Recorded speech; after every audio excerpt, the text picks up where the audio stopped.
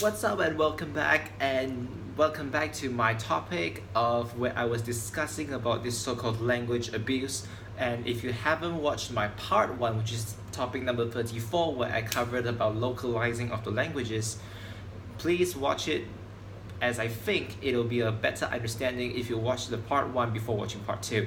So for this part 2, I will consider that topic 35 because I'm talking about different subject. Although it's still related to the so-called language abuse, I will this time talk about vulgarity. Now, vulgarity in the past generation is regarded as something as a disgrace. You start swearing and people start going at you and say you are a disgrace, you have no education, you're civil, you're barbarian, etc.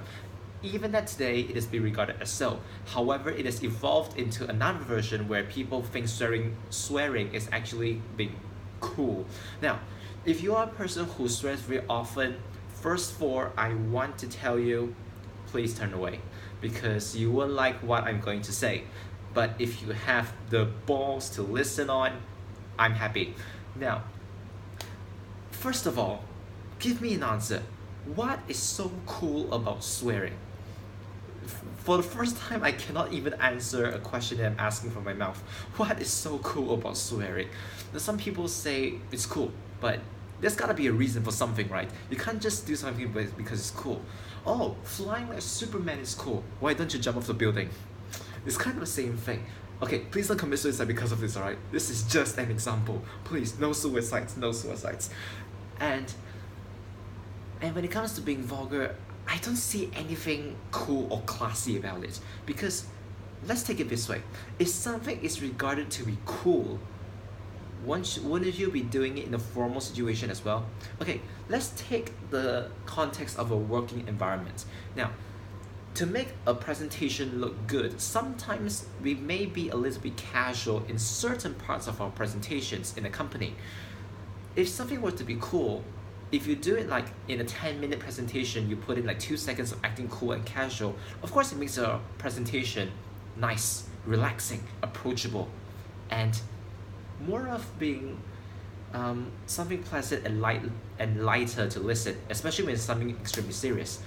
But if something is regarded to be cool, it should be applicable anywhere.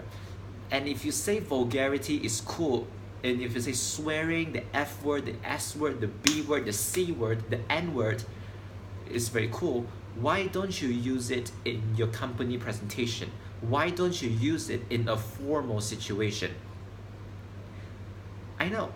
I know you'll be saying, it's different, but let's focus on the question itself. If something is regarded to be cool and acceptable, it should more or less be able to be used.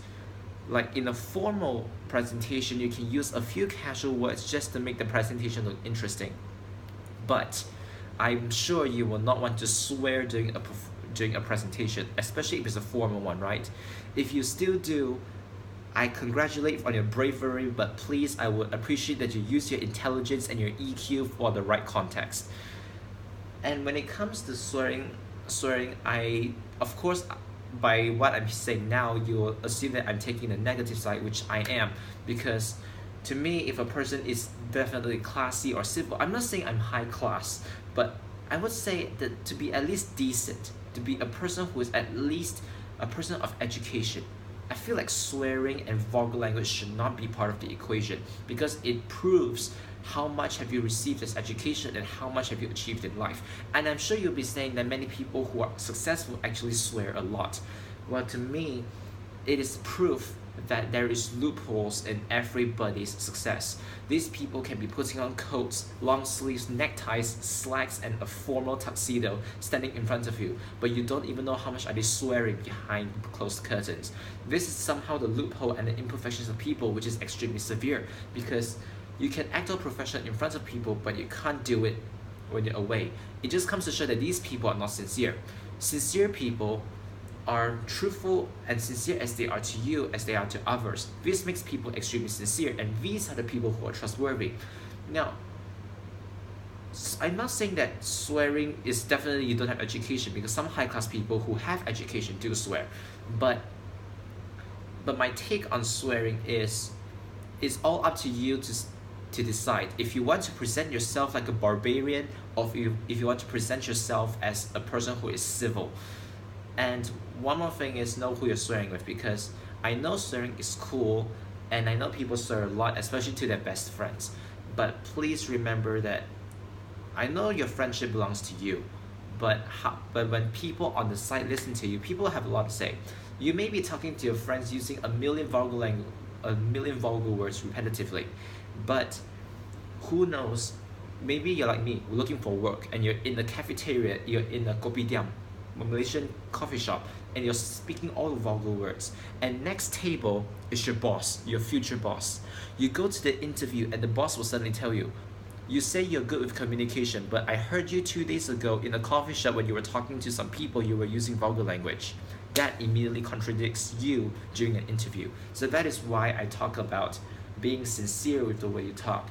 So unlike the localizing of languages where I have a positive and negative take, on vulgarity side, I feel like swearing is not acceptable if it's to me.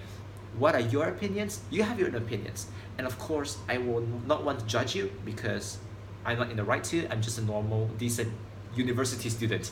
So you can have your opinions, so do I, and that is my take on language abuse in sense of swearing.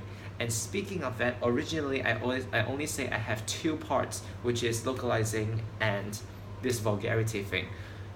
So I will now have a part 3 coming up where I will be discussing on why various languages deserve to be respected. So I hope you'll be watching that video, and please be awaiting for part 3. And until then, thank you for watching, and I'll see you in my next video.